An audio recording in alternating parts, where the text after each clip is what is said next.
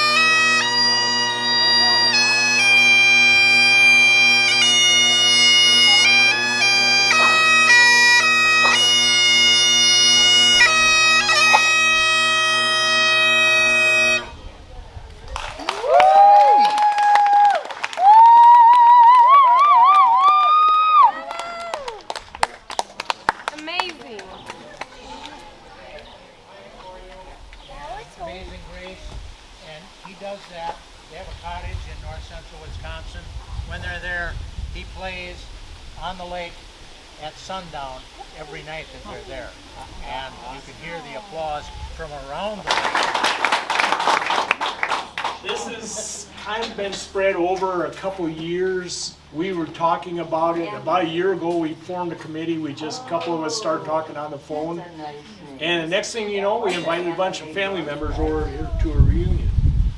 I want to have a special thank you to my wife, Linda.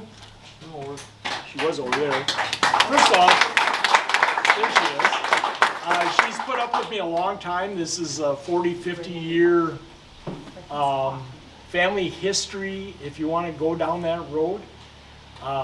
The short version is my dad collected a bunch of information, and he thought, well, I'm going to put a book together. So he compiled information from different family members. And this would have been maybe the late 70s, early 80s.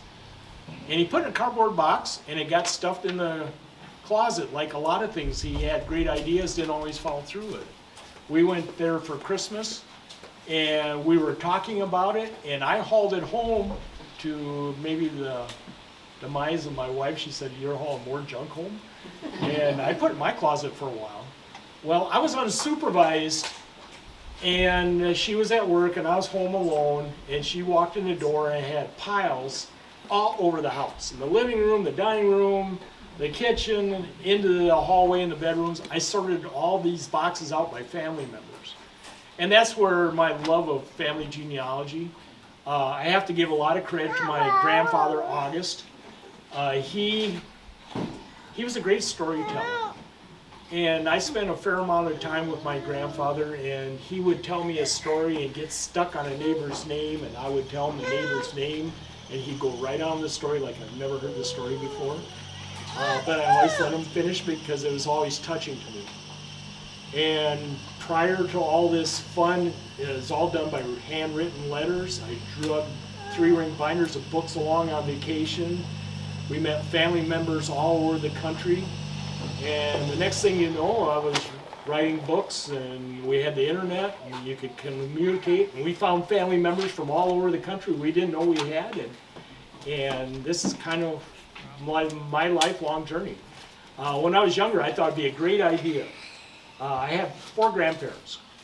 I researched all 4 of their surnames. I'm not doing just Groskreutz, I'm doing Schwartz's with my Groskreutz grandmother. And then I got Stencil and Sonic on my mother's side. So I can trace all these back about 250 years. Anyway, I would also like to thank Renee Groskreutz Thompson for her artwork on the t-shirts. She let us use it on the cover of the books. She did a tremendous job on that. For Russell's Boys for renting the golf carts. I want to spend a special mention to Dale. He put a memorial up for William Groskreutz. As far as I know, several Groskreitzes have served in the military. He is the only one that passed away at service. He passed away in France in World War I. So I think we're setting him a memorial. He was an older brother to my grandpa August. Paul Jr., as far as I know, is the highest ranking served military. He was a colonel in the U.S. Air Force, and he's here.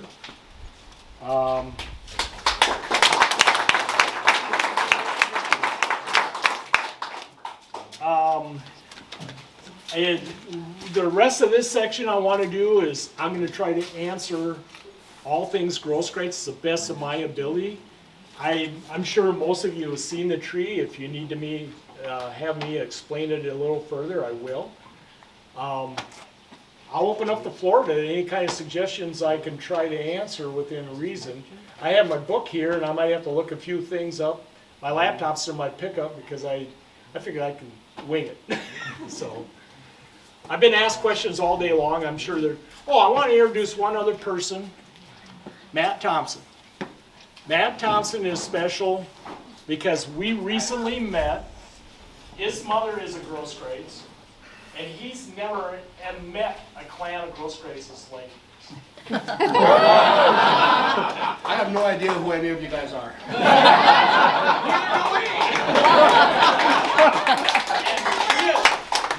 Even like 25 years ago when we had that reunion, at the time I was reasonably sure we were all related. Now I can say we are.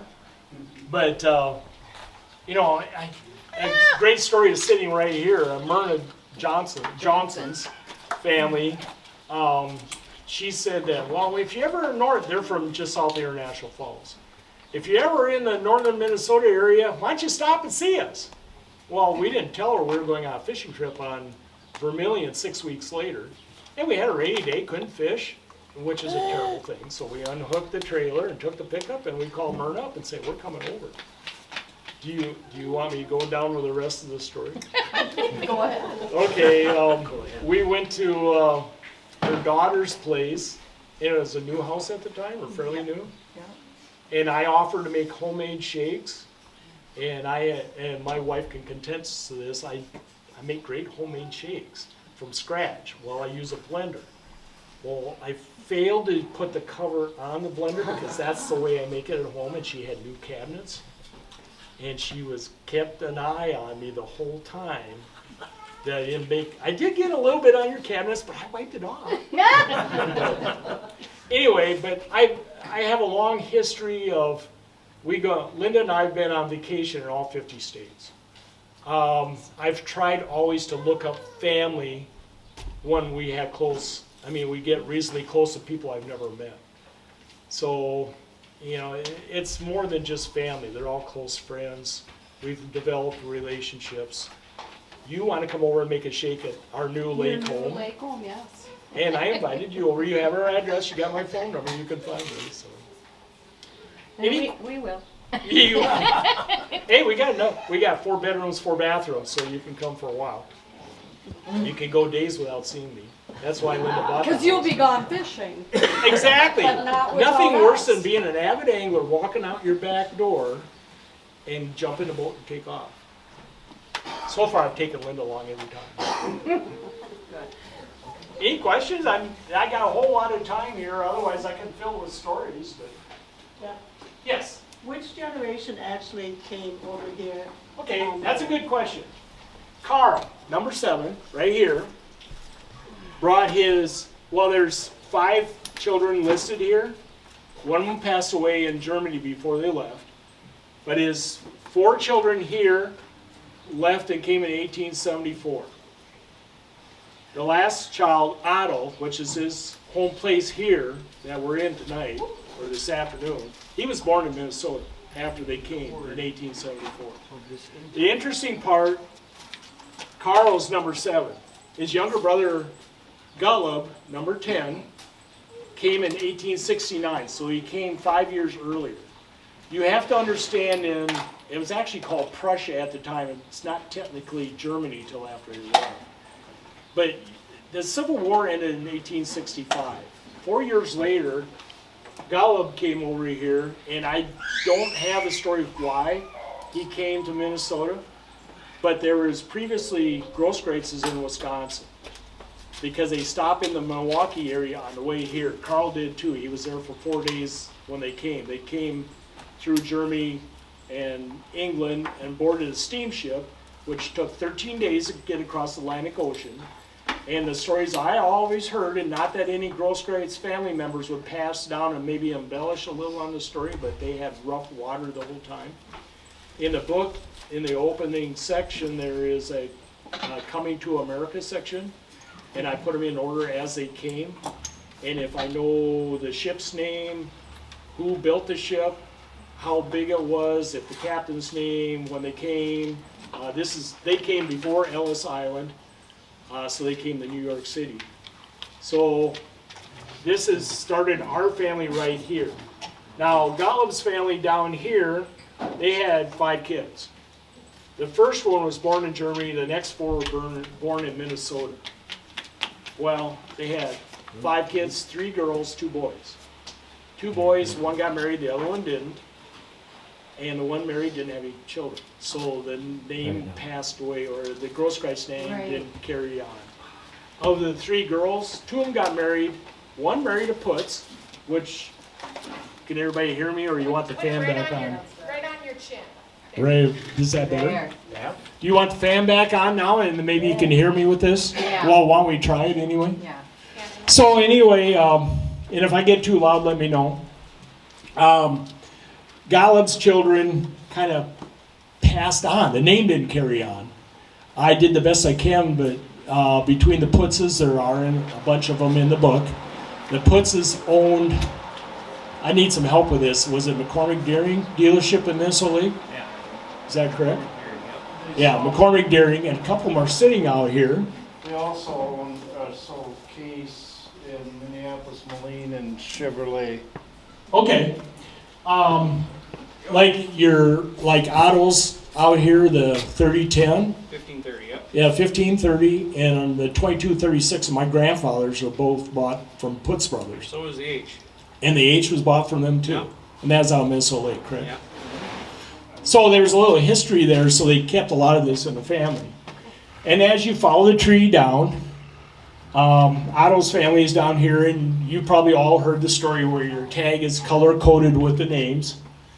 And it's my grandfather's generation that we color-coded. And Linda spent 3 days on this. You probably heard the story. I did the technical help. I was telling her who was related to who and which children. And it was trial by error. All these names were printed out by our printer on regular typing paper. And then we tried different ways of gluing it on. We had scraps of this kind of fabric to figure out what would stick, because we were always concerned. And then we drew the lines to match. And there's 749 names on this tree here in 11 generations.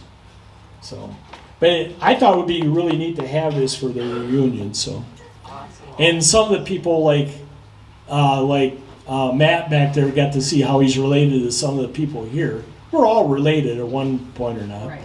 One thing I'd like to point out, Emmanuel married a Dorothea Radke. There's a lot of Radkes in our area around here. We're all related. If it wasn't for these 2 people getting married in 1752 and the next generations coming down, a lot of us wouldn't be here. I mean, that's our bloodline. So they carried on all the way down through there. So anybody in the first or second generation did not come Nope. here? Nope. None of these people came. It wasn't until the 4th generation, you go by the top, some of these people came. Some of this information is all in Wisconsin. Some of the information is also from, they never left Germany. And I was able to find these names through Ancestry. I've been part of, most people here know that my first love is probably angling. I spent a little time on the water. This is more of a winter hobby. I'm not much of an ice fisherman. I go ice fishing, but I've never enjoyed it as much as open water. It's really hard to troll and cast during the winter. So did that answer your question, Linda? By the way, this is Linda Groskreutz, my other wife. If you're a Facebook member from me, we've had a little fun over the years where I describe that we're going to go on vacation and she'll write on my comment, what does she need to pack for how cold or warm it's going to be. And we've had a little fun going back and forth because it's funny on Facebook, people don't actually look at the picture on the person that's commenting. They just see the name Linda and they assume it's my wife, Linda, not the other one. So it makes it kind of interesting. Any other questions, Linda? Jeff?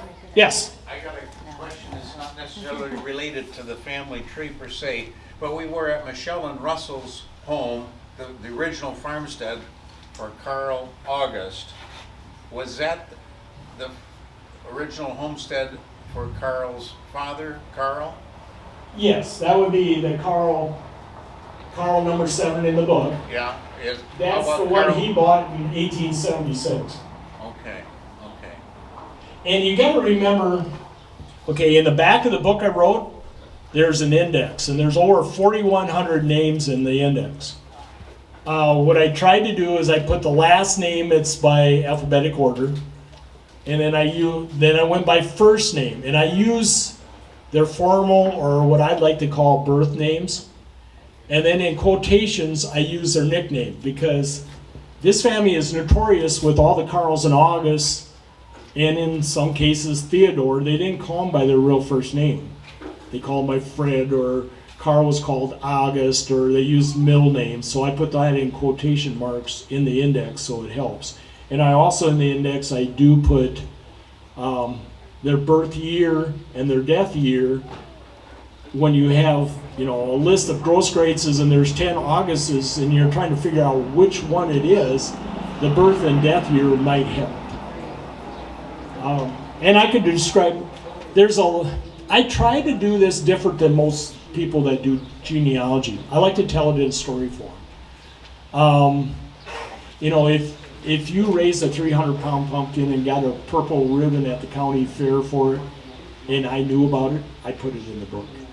If I know how long and how much you weighed and what the doctor's name when you were born, it's in the book. You have to remember, when I was doing this 30, 40 years ago, I could walk into the county courthouse and look at anybody's birth records and nobody batted an eye at it. Now you can't get past the front desk, let alone sit. They used to set me up in an office room in the back with all the books I wanted for what years, and I was flipping through there looking for Groskreitzes, and that's how I started doing that. I have a couple hours of research involved in this, but it's something I enjoy doing. Mamas, don't let your babies grow up to be cowboys. Don't let them pick guitars and drive them on trucks. Let them be doctors and lawyers and such. Mamas, don't let your babies grow up to be cowboys. They'll never stay home and they're always alone, even with someone they love. Cowboys like smoky old pool rooms and clear mountain morning. Little warm puppies and children and girls of the night. Them that don't know him won't like him, and them that do sometimes won't know how to take it. He ain't wrong, he's just different, 'cause his heart won't let him do things that make you think he's right.